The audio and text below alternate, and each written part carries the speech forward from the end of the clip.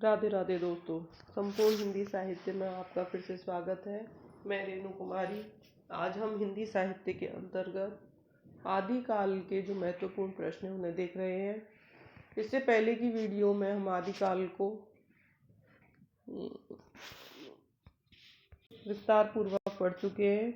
अगर आपने वो वीडियो नहीं देखे हैं तो उन्हें ज़रूर देखें और उन्हीं में से बनने वाले जो महत्वपूर्ण प्रश्न हैं वो यहाँ पर लिए गए हैं।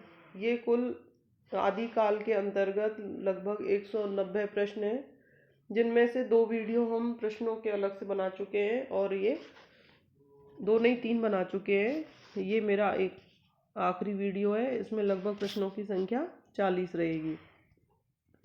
आपको मेरा प्रयास कैसा लगता है? संपूर्ण हिंदी साहित्य चैनल को सब्सक्राइब करें और वीडियो को लाइक करें। लास्ट वीडियो में हमने ये प्रश्न आपसे पूछा था कि महापुराण के जो रचयिता हैं वो कौन है। तो कमेंट में आपने उत्तर दिए हैं कि नहीं और किसका सही है ये ज़रूर देखें। तो इसका सही उत्तर होगा पुष्पदंत।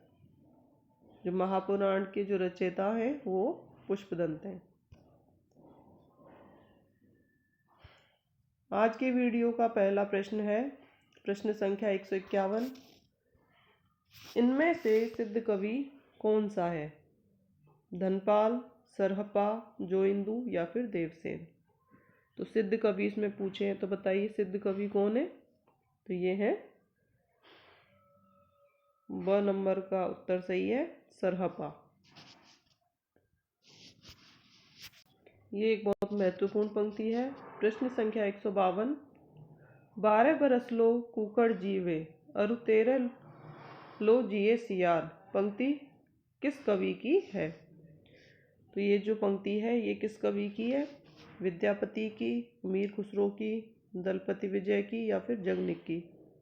12 बरस लो कुकड़ जीवे अरु 13 लो जिए सियार। तो ये पंक्ति है जगनिक की। प्रश्न संख्या 153 है। एक नार ने अचरज कीना सांप मार पिंजरे में दिया।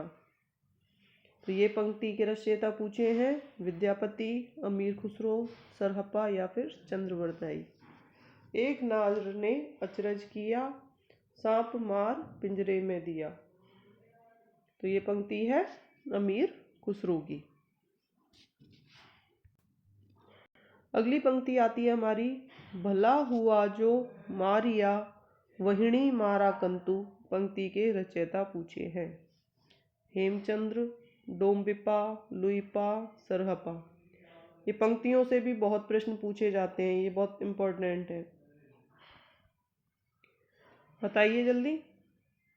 भला हुआ जो मारिया वहिणी मारा कंतु पंक्ति के रचयिता कौन है? तो इस पंक्ति के रचयिता हैं हेमचंद्र। प्रश्न संख्या 155 है। आदिकाल का अधिकतम साहित्य किस प्रांत से प्राप्त हुआ है? राजस्थान से, बंगाल से, उत्तर प्रदेश से या दक्षिण भारत से? आदिकाल का अधिकतम साहित्य पूछा गया है कि किस प्रांत से प्राप्त हुआ। तो ये प्राप्त हुआ था राजस्थान से।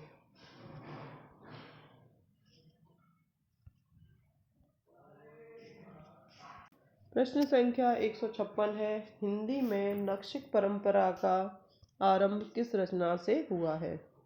नक्शिक परंपरा का आरंभ पूछा गया है चर्यापद से, संदेश रासक से, राउल वेल से या फिर भविष्यत कथा से? तो नक्शिक परंपरा का वर्णन माना जाता है राउल वेल से। अगला प्रश्न है। हजारी प्रसाद द्विवेदी किसको हिंदी का प्रथम कवि स्वीकार करते हैं? बताइए। सरहपाद को, स्वयंभू को, अब्दुल रहमान को या फिर हेमचंद्र को? प्रथम कवि पूछा है हिंदी का हजारी प्रसाद द्विवेदी के अनुसार। तो हजारी प्रसाद द्विवेदी अब्दुल रहमान को हिंदी का प्रथम कवि मानते हैं। प्रश्न संख्या 158 है। उलटवासियों का पूर्व रूप हमें किनकी भाषा में मिलता है? जैन की में, बौद्ध की में, नाथ की में या फिर सिद्ध की में, उलटवासियों का पूर्व रूप। तो ये हमें मिलता है सिद्धों के साहित्य में। प्रश्न संख्या 159 है कि गेय पदों की परंपरा किसने प्रचलित की। जो गेय पद हैं वो किसने प्रारंभ किए या प्रचलित किए। नाथों ने, सिद्धों ने, जैनियों ने या रासोकारों ने। तो बताइए किसने प्रचलित किए थे। ये किए थे सिद्धों ने। किसने जैन कवि शालिभद्र सूरि को हिंदी का प्रथम कवि माना। शालिभद्र सूरि को हिंदी का प्रथम कवि मानने वाले विद्वान पूछे हैं। राम कुमार वर्मा, आचार्य शुक्ल, गणपति चंद्र गुप्त या फिर नामवर सिंह। तो बताइए शालिभद्र सूरि को हिंदी का प्रथम कवि स्वीकार करने वाले विद्वान हैं डॉक्टर गणपति चंद्र गुप्त। अगला प्रश्न है 161वां। प्राकृत प्रकाश के रचनाकार कौन है। वररुचि, मेरुतुंग, हेमचंद्र या जालंधर पा। प्राकृत प्रकाश के रचनाकार तो ये हैं वररुचि। प्रश्न संख्या 162। आचार्य शुक्ल ने विद्यापति को किस प्रकार का कवि माना। भक्ति रस से पूर्ण, वीर रस से पूर्ण, दरबारी कवि या शुद्ध श्रृंगारी कवि। श्रृंगारी कवि। तो बताइए शुक्ल जी ने विद्यापति को क्या माना। उन्होंने माना था शुद्ध श्रृंगारी कवि। अगला प्रश्न है रास परंपरा की प्रथम रचना है। चंदनबाला रास, भरतेश्वर बाहुबली रास, स्थूलीभद्र रास या नेमिनाथ रास। जल्दी बताइए रास परंपरा की प्रथम रचना पूछी गई है इसमें। तो रास परंपरा की प्रथम रचना है भरतेश्वर बाहुबली रास। प्रश्न संख्या 164 है हिंदी रास परंपरा की प्रथम ऐतिहासिक रचना है। अभी इससे पहले पूछी गई थी रास परंपरा की प्रथम रचना, तो वो तो थी भरतेश्वर बाहुबली रास। परंतु इसमें क्या पूछा गया है हिंदी रास परंपरा की प्रथम ऐतिहासिक रचना। स्थूलीभद्र रास, पंच पांडव चरित रास, रेवंतगिरी रास या फिर दर्शन सार। तो बताइए प्रथम ऐतिहासिक रास परंपरा की प्रथम रचना तो ये मानी गई है पंच पांडव चरित रास। जबकि प्रथम रचना कौन सी मानी गई थी रास परंपरा की भरतेश्वर बाहुबली रास। 165वां प्रश्न है भरतेश्वर बाहुबली रास किस प्रकार का काव्य ग्रंथ है। प्रबंध काव्य या फिर खंड काव्य या गीति काव्य या मुक्तक काव्य। तो बताइए भरतेश्वर बाहुबली रास किस प्रकार का काव्य ग्रंथ है। तो ये एक खंड काव्य है। विजय सेन सूरि की रचना कौन सी है। रेवंतगिरी रास, नेमिनाथ रास, स्थूलीभद्र रास या उपदेश रसायन रास। विजय सेन सूरि की रचना तो ये है रेवंतगिरी रास।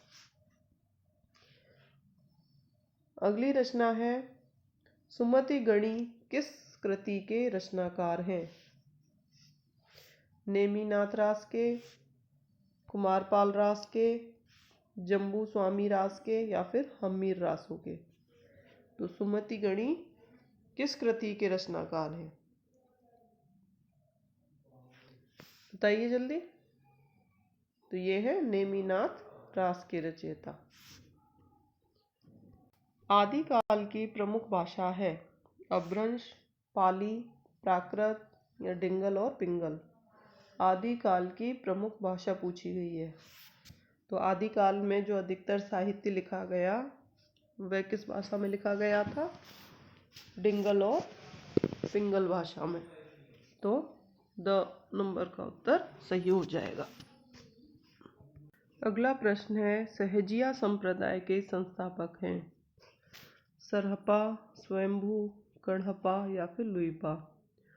तो सहजिया संप्रदाय के संस्थापक हैं सरहपा। प्रश्न संख्या 170 है, पुष्य या पुंड को हिंदी का प्रथम कवि माना? किसने माना? आचार्य शुक्ल जी ने, राहुल सांकृत्यायन ने, राम कुमार वर्मा ने या शिव सिंह सेंगर ने? तो पुष्य या पुंड को हिंदी का प्रथम कवि मानने वाले थे, बताइए जल्दी, शिव सिंह सेंगर। अगला प्रश्न है 171 नंबर का कि राजस्थानी भाषा में कौन सा रासो ग्रंथ रचित है? राजस्थानी भाषा में रासो ग्रंथ पूछा है, कौन सा लिखा गया है? परमाल रासो, बीसल देव रासो, कुमार रासो या फिर पृथ्वीराज रासो? बताइए जल्दी। तो ये लिखा गया था कुमार रासो। राजस्थानी भाषा में लिखा गया रासो ग्रंथ कुमार रासो है। प्रश्न संख्या 172 है, हम्मीर रासो के छंद किस ग्रंथ में मिलते हैं? श्रावकाचार में, शब्दानुशासन में, प्राकृत पेंगलम में या खालिक बारी में? हम्मीर रासो के छंद पूछे हैं, किस ग्रंथ में मिलते हैं? बताइए जल्दी। तो ये मिलते हैं प्राकृत पेंगलम में। प्रश्न संख्या 173 है, पृथ्वीराज विजय किसकी रचना है? जगनिक की, हम्मीर की, जयानक की या फिर जगधर की? पृथ्वीराज विजय, बताइए जल्दी, पृथ्वीराज विजय किसकी रचना है? तो यह है जयानक की। संध्या भाषा नाम के प्रयोग करता है, मतलब संध्या भाषा नाम किसने दिया था, किस विद्वान ने? मुनि जिन दत्त सूरी ने या मुनि दत्त ने, सोमप्रभ सूरी ने या फिर शालिभद्र सूरी ने? तो संध्या भाषा नाम के प्रयोगकर्ता माने जाते हैं Muni Datt. Option number B. 175वां प्रश्न है कि हजारी प्रसाद द्विवेदी ने नाथ पंथ को क्या नवीन नाम दिया? मतलब नाथ पंथ को इन्होंने दूसरा नाम क्या दिया था? नाथ संप्रदाय, गोरख संप्रदाय, अवधूत संप्रदाय या फिर जोगी संप्रदाय? ये प्रश्न पहले भी आया अगर आपने ध्यान दिया हो तो। हजारी प्रसाद द्विवेदी ने नाथ पंथ को अवधूत संप्रदाय कहा था। 100 नंबर का उत्तर सही हो जाएगा। प्रश्न संख्या 176 है कि सर्वाधिक प्रमाणिक पृथ्वीराज रासो की प्रतिलिपि के संपादक हैं? श्यामल दास, कर्नल टॉड, माता प्रसाद गुप्त या फिर श्याम सुंदर दास? सर्वाधिक प्रमाणिक पृथ्वीराज रासो की प्रतिलिपि के संपादक पूछे गए हैं इसमें, जल्दी बताइए। तो वो है माता प्रसाद गुप्त।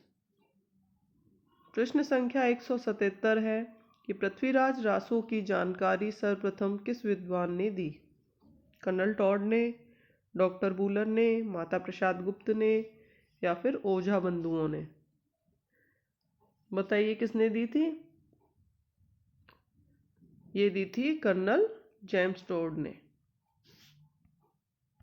प्रश्न संख्या 178 है, वीर गीत के रूप में कौन सी रचना प्रचलित है?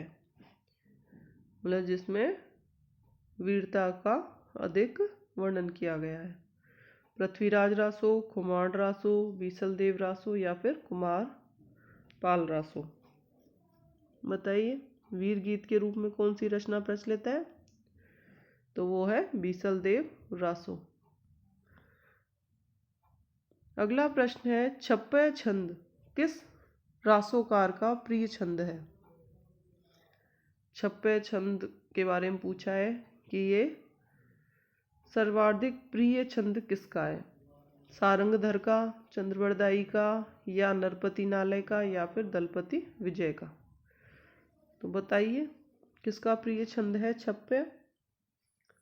तो छप्पय छंद में रचना सर्वाधिक की चंद्रवरदाई ने। प्रश्न संख्या 180 है, विद्यापति ने किस भाषा में रचनाएं लिखी? विद्यापति ने मैथिली में लिखी या फिर संस्कृत में या फिर अवहट्ट में या सभी में? तो विद्यापति ने जो भाषा जिस भाषा का प्रयोग किया अपनी रचनाओं में वो ये तीनों भाषाएं थी। मैथिली का भी प्रयोग किया, संस्कृत का भी किया और अवट्ट का भी। तो हमारा उत्तर सही हो जाएगा उपर्युक्त सभी। प्रश्न संख्या 181 है कि आदि काल को संधि काल, चारण काल नाम किसने दिया? रामकुमार वर्मा ने, मिश्र बंधु ने, आचार्य शुक्ल ने या डॉक्टर ग्रियर्सन ने? बताइए जल्दी, किसने दिया संधि काल या फिर चारण काल नाम? ये दिया था रामकुमार वर्मा ने। प्रश्न संख्या 182 है कि ग्रियर्सन ने आदि काल को क्या नाम दिया? वीर काल, वीरगाथा काल, आदि काल या फिर चारण काल? ग्रियर्सन ने आदि काल को नाम दिया था, बताइए जल्दी, चारण काल नाम। अगला प्रश्न है पद्मावती समय किस ग्रंथ का सर्ग है? जो पद्मावती समय है इसमें 15 सर्गों का प्रयोग किया गया है। सर्गों को ही समय कहते हैं। तो जो पद्मावती समय है वह किसका है, किस ग्रंथ का सर्ग है? पृथ्वीराज रासो का, पृथ्वीराज विजय का, बीसलदेव रासो का या परमाल रासो का? तो बताइए, ये तो पता होगी सबको, ये था पृथ्वीराज रासो का। प्रश्न संख्या 184 है वीर गाथा काल में जैन, नाथ और सिद्धों की रचनाओं को साहित्य के अंतर्गत किस आलोचक ने नहीं माना? तो कौन से रचनाकार थे जिन्होंने जैन, नाथ और सिद्धों की रचनाओं को वीर गाथा काल में सम्मिलित नहीं किया? हजारी प्रसाद द्विवेदी, नामवर सिंह, डॉक्टर नगेंद्र या फिर आचार्य शुक्ल? तो वो विद्वान थे आचार्य रामचंद्र शुक्ल। इन्होंने अपने ग्रंथों में जैन, नाथ और सिद्धों की रचनाओं को सम्मिलित नहीं किया गया था, पर जब इनका दूसरा संस्करण आया, हिंदी साहित्य का इतिहास का दूसरा संस्करण आया, उसमें इन्होंने इसे सम्मिलित किया। प्रश्न संख्या 185 है तंत्र साधना की प्रधानता किसमें रही है? वैष्णवों में, संतों में, वज्रयानों में या जैनों में? तंत्र साधना की प्रधानता पूछी है। तो तंत्र साधना का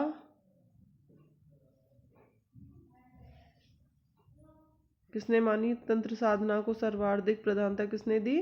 तो ये दी थी वज्रयानों ने।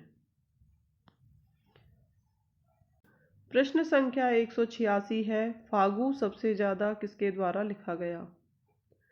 फागु जो है वो सबसे ज्यादा किसने लिखे? वैष्णवों ने लिखे या फिर सिद्धों ने या जैनों ने या नाथों ने? तो बताइए, फागु लिखे थे सर्वाधिक जैनों ने। अगला प्रश्न है प्राकृत पिंगल सूत्र के पदों को किसने संकलित किया? प्राकृत पिंगल सूत्र जो है इनके पदों को संकलित करने वाले विद्वान कौन थे? विद्याधर, ये ध विद्याधर, हेमचंद्र, खुसरो या फिर स्वयंभू? बताइए जल्दी। तो ये थे विद्याधर। प्रश्न संख्या 188 है बौद्धों और सिद्धों के पदों दोहों को बंगाक्षरों में या बौद्ध गान ओ दूहा नामक से प्रकाशित कराया, किसने कराया था? हरप्रसाद शास्त्री ने, हजारी प्रसाद द्विवेदी ने, ग्रियर्सन ने या रामकुमार वर्मा ने? अगर आपने पहले के जो वीडियो अगर देखे होंगे जिसमें हमने पूरे विस्तार से आदिकाल का अध्ययन किया है, तो आप इन प्रश्नों के उत्तर बहुत आसानी से दे पा रहे होंगे। अगर आपने वो नहीं देखे हैं तो उन्हें ज़रूर देखें, जिससे कि आपको बहुत ज़्यादा लाभ मिलेगा। तो बंगाक्षरों में बौद्ध गान ओ दोहा नाम से जो रचना की वो की थी हरप्रसाद शास्त्री ने।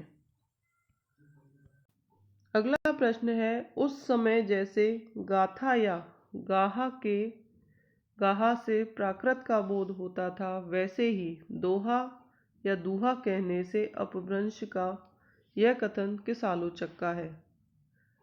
बताइए। गाथा या गाहा कहने से तो प्राकृत का बोध होता था, और दोहा या दूहा कहने से अपभ्रंश का।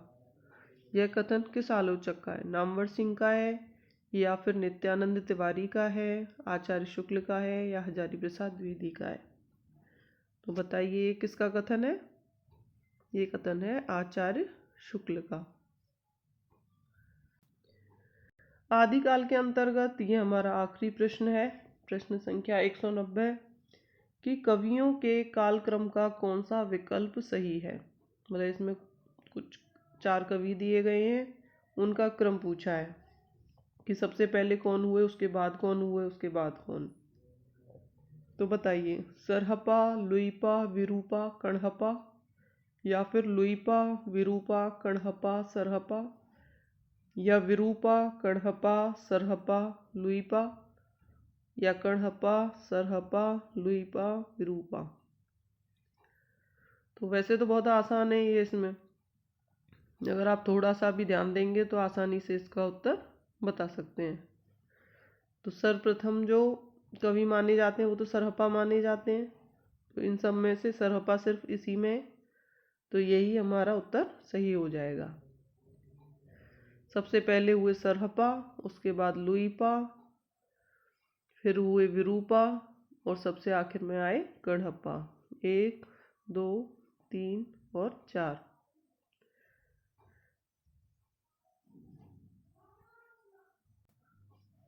तो इस तरह से ये हमारे सारे प्रश्न पूरे होते हैं।